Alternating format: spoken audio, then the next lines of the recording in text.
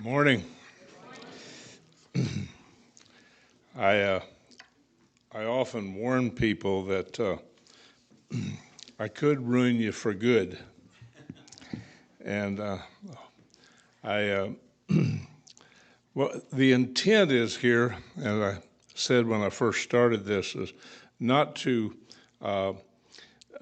show you how much I know or anything like that. The intent is to spur you to go seeking, all right?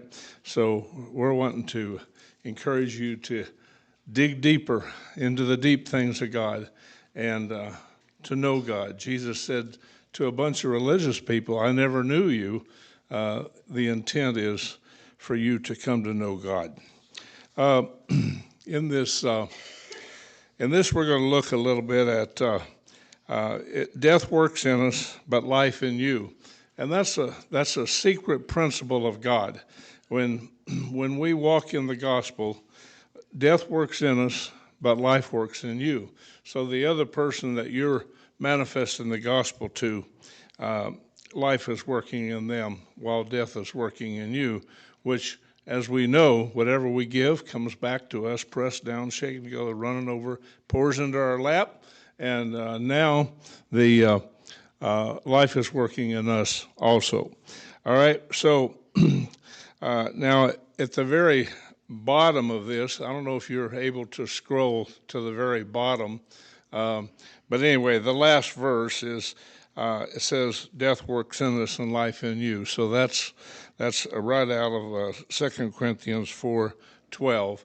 So now, one other thing I want to say is if you would like these, all you have to do is go over to my website, and it's just YouTube and my name, and if you scroll down right below the video, there's a link, and you click on it, this pops up, and you print it out on your printer, and you've got it forever.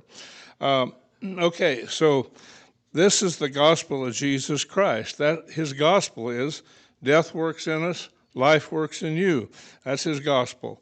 And we're looking into this today. The true gospel is one of the deep things of God, veiled to the unbelieving. And we're going to look just a little bit at this being veiled. When Moses came down from the mountain, Mount Sinai, the glory from the Lord caused his face to shine. And so anytime you're in the presence of the Lord, whether you can see it or not, your face is shining. In other words, his glory is radiating from you, all right? This is because he had an encounter with God. Moses put a veil over his face so the children of Israel could not see the glory. Why? Because they were in sin, because they were dancing before an idol, and Aaron actually said, this is the God that brought you out of Egypt. Can you imagine what an insult that was to God to say this idol is the God that brought you out of Egypt? Had they been holy, God would have shown them his glory, but because of their disobedience, God hid his glory for them. It is the same today. He hides his glory from those that are not focused on him. So you can spend your entire life as a Christian and not see God's glory. Isn't that something? Remember in the parable of the sower, there was 4 kinds of soils, and 3 of those never got to know the glory of God, all right? This is because his glory is in us.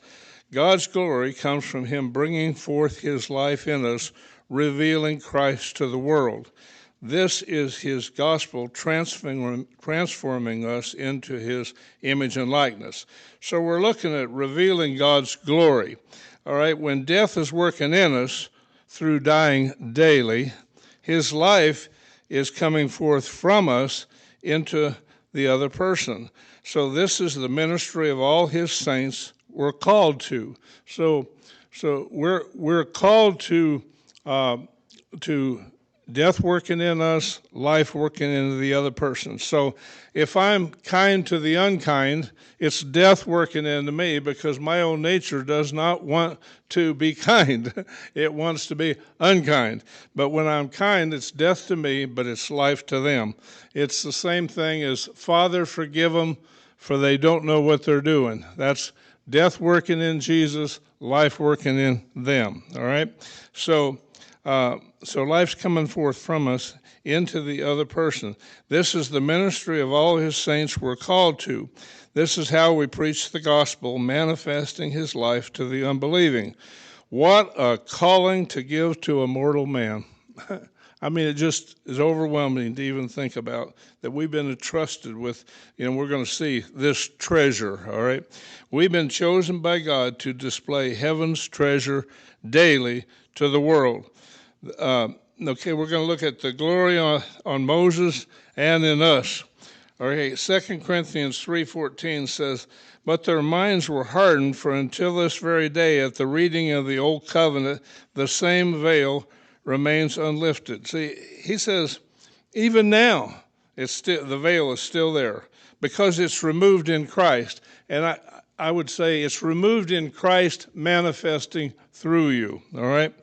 But to this day, whenever Moses read, to this day, all right, a veil lies over their heart. But whenever a person turns to the Lord, in other words, their life begins to turn into his image and likeness, all right,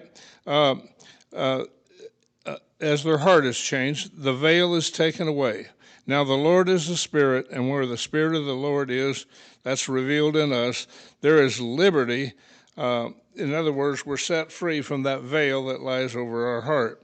But we all, with unveiled face, beholding as in a mirror the glory of the Lord, are being transformed into the same image, that's his image and likeness, from glory to glory, just as from the Lord the Spirit. So when you are obeying the gospel, manifesting the life of Christ through you, we are being transformed into the same image as God, all right? From glory to glory, from the Lord the Spirit. And so, for we know in part, and we prophesy in part. But when the perfect comes, in other words, the perfect image of Christ comes in us, all right, the partial will be done away.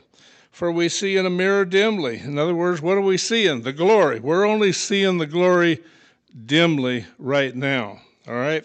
But then, when we have the fullness of Christ, it's face to face. In other words, when you look into him, he says it's like looking into a mirror and you go, yeah, I've never been kind to people when they've done that kind of stuff to me.